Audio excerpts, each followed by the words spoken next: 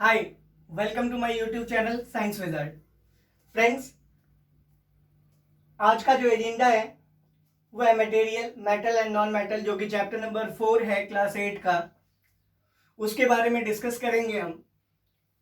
और उसके बारे में क्या डिस्कस करेंगे वो आज का एजेंडा है।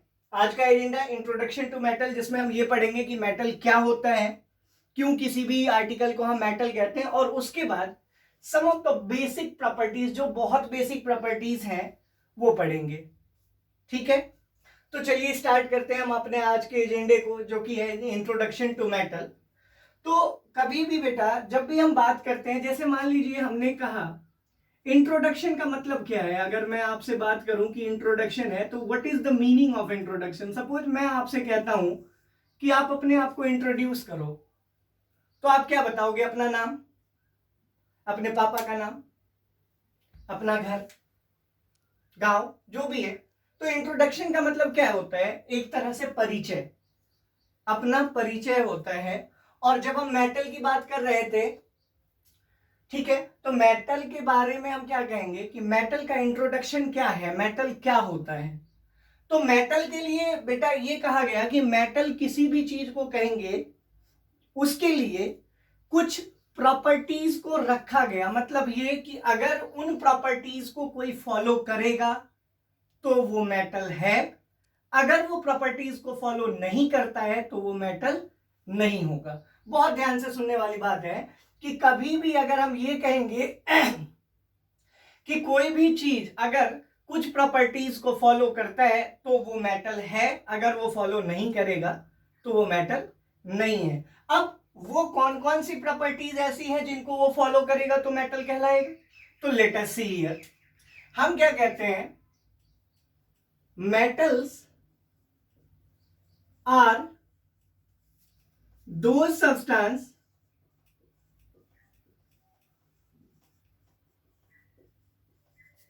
which have following properties, which have following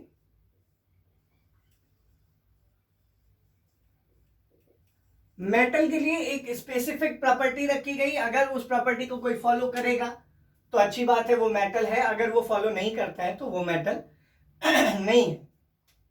जैसे सबसे पहली बात अगर मैं कहूं तो वो प्रॉपर्टी है कि metals are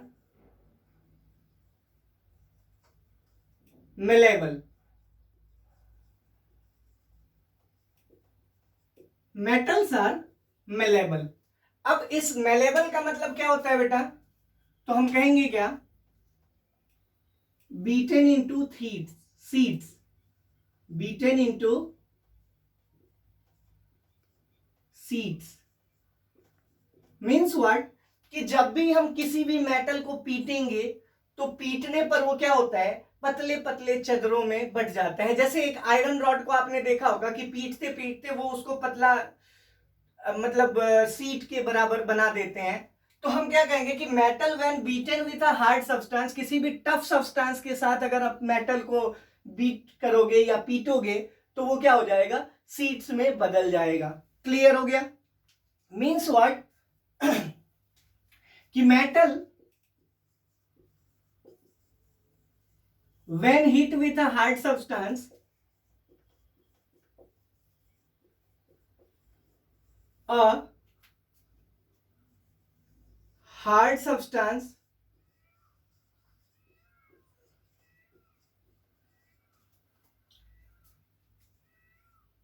gets converted into seeds।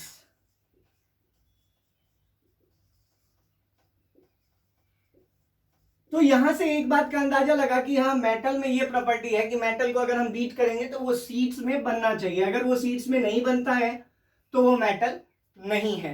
Example में अगर मैं आपको बात बताऊं तो आयरन को आपने देखा होगा सीड्स में बट जाता है। जैसे हमारे घर के ऊपर एस्बेस्टस होता है, वो भी क्या है? एक प्रकार का सीट है।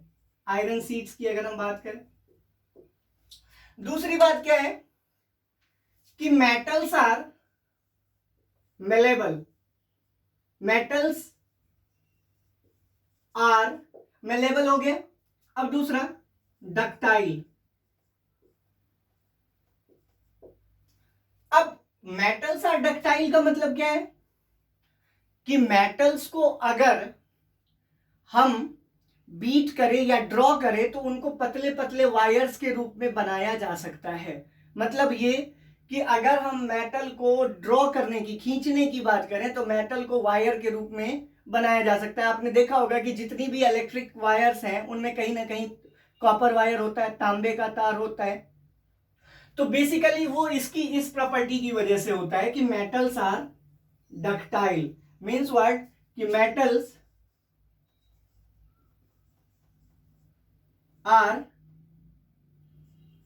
drawn into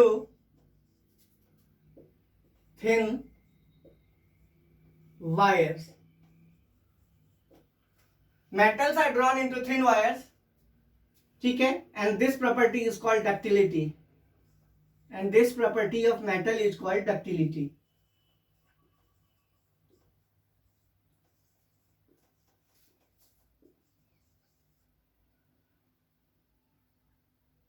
Is called ductility. I hope clear है।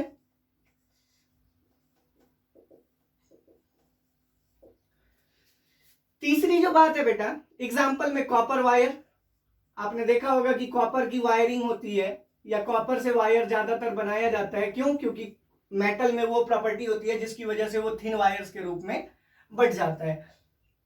तीसरी बात, metals are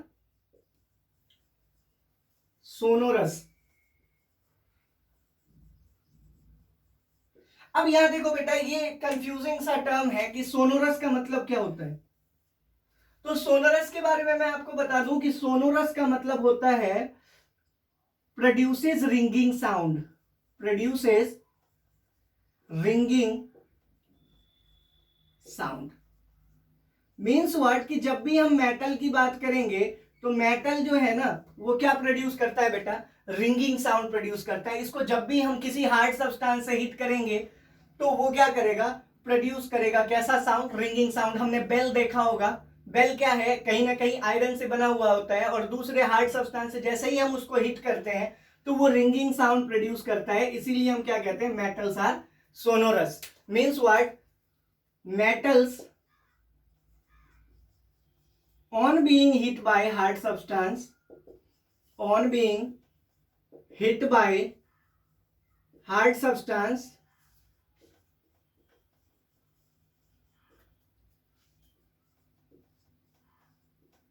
produces ringing sound। Clear है बेटा? मीन्स व्हाट कि मेटल जो है जैसे ही हम उसको हार्ड सब्सटेंस से हिट करते हैं तो वो क्या प्रोड्यूस करता है, रिंगिंग साउंड प्रोड्यूस करता है। क्लियर हो गया बेटा? एग्जाम्पल की अगर हम बात करें तो हम कहेंगे क्या, बेल्स, जो घंटियां होती है, चाहे वो मंदिर में हो, स्कूल में हो, कहीं भी जो घंटियां होती हैं वो कभी भी क्या करती हैं, प्रोड्यूस करती हैं रिंगिंग साउंड जब भी हम उसको हार्ड सब्सटेंस से हिट करते हैं। और ये भी एक प्रॉपर्टी है जिसकी वजह से हम ये पता लगा सकते हैं कि वो मेटल है या नहीं। देखो बेटा, अभी तक जो हमने प्रॉपर्टीज पढ़ी मेटल की, जिनके आधार पर हम मेटल को डिसाइड कर सकते हैं कि वो मेटल है कि नहीं, उनमें सबसे पहला था कि metals are malleable. Means what कि मेटल को अगर किसी हार्ड सब्सटेंस से हिट किया गया तो वो थिन शीट्स में बदल जाएंगे। डक्टाइल का मतलब क्या है, यहां पर ये जो डक्टाइल है इसका मतलब है ड्रॉन इनटू वायर्स। क्लियर है बेटा? तो दूसरी जो प्रॉपर्टी थी वो थी कि भाई मेटल्स आर डक्टाइल, इसका मतलब क्या है, metals can be drawn into wires. तीसरा, metals are sonorous, means what कि वो रिंगिंग साउंड प्रोड्यूस करते हैं। I hope it is clear. अब नेक्स्ट पॉइंट देखते हैं।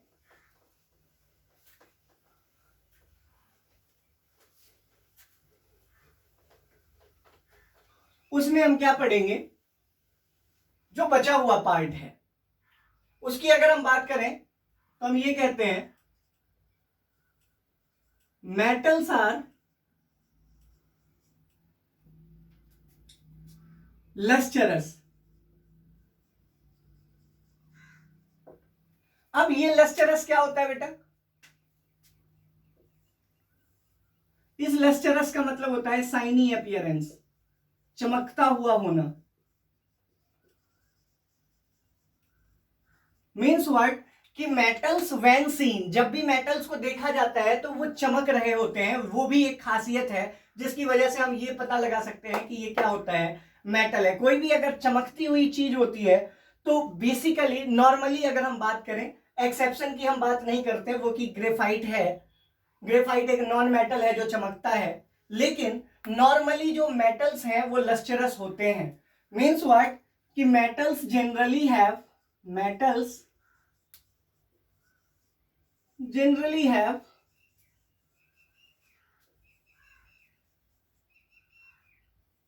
lustrous appearance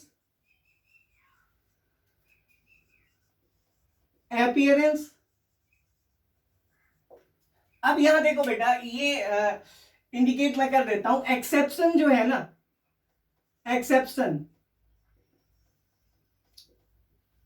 वो क्या है, आयोडीन। ये बेटा एक ऐसा नॉन मेटल है, non metal that has shiny appearance, मतलब ये कि मेटल के अलावा आयोडीन एकमात्र ऐसा नॉन मेटल है जिसके पास शाइनी अपीयरेंस होता है। आई होप ये क्लियर हो गया होगा। अगर इसके एग्जाम्पल की बात करें, यहां पर मैं एग्जाम्पल लिखता हूं कि अगर मेटल आपको कहा जाए कि कौन सा मेटल लस्टरस होता है, तो इसकी एग्जाम्पल में मैं आपको बताऊं, गोल्ड चमक रहा होता है, सिल्वर की बात करेंगे तो भी चमक रहा होता है।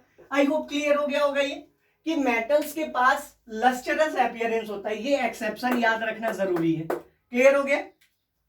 उसके बाद जो नेक्स्ट प्रॉपर्टी है, ये शायद फोर्थ प्रॉपर्टी थी, फिफ्थ प्रॉपर्टी क्या है, मेटल्स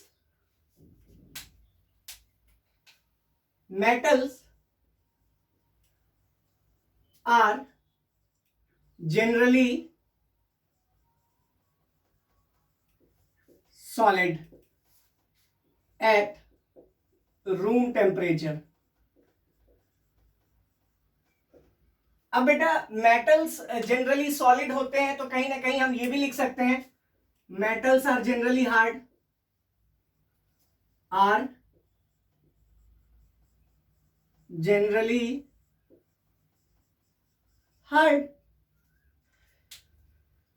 अब एट रूम टेम्परेचर तो सेम रहेगा। इसमें एक्सेप्शन क्या है कि कौन सा हार्ड नहीं होता, तो हम कहेंगे एक्सेप्शन में mercury is the only metal that is liquid at room temperature, at room temperature। I hope clear हो गया होगा। उसके बाद 6 पॉइंट क्या है, metals are good conductors of heat and electricity। Metals जो है वो गुड कंडक्टर्स होते हैं किसके, हीट और इलेक्ट्रिसिटी के। एग्जाम्पल कॉपर, उसके बाद सिल्वर, ये सब क्या है बेटा, गुड कंडक्टर्स हैं। मतलब ये कि ये इलेक्ट्रिसिटी को अपने से पास होने देते, तभी इसका वायर बनाया जाता है कॉपर का। समझ आई बात। और हीट और इलेक्ट्रिसिटी दोनों को पास करते हैं कॉपर और सिल्वर जैसे जो मेटल्स हैं। लेकिन अगर हम बात करें द बेस्ट कंडक्टर ऑफ, ये important point, the best conductor of electricity and heat is, बहुत ध्यान रखना है, ये बेस्ट कंडक्टर कई बार पूछा भी जाता है, सिल्वर।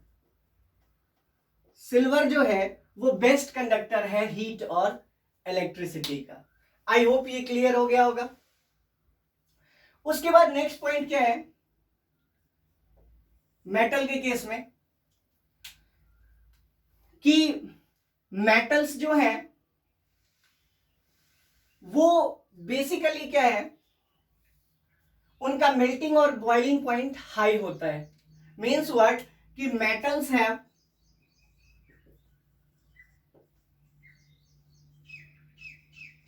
लेकिन उससे पहले हम ये डिस्कस कर लेते हैं कि metals have higher melting point और बॉइलिंग पॉइंट, तो लिख दिया मैंने।